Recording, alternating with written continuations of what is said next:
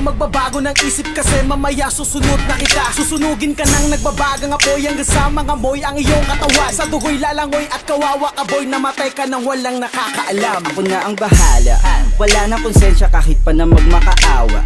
Gagawin ko to sa harapan nila kahit na sa paningin mo di tama.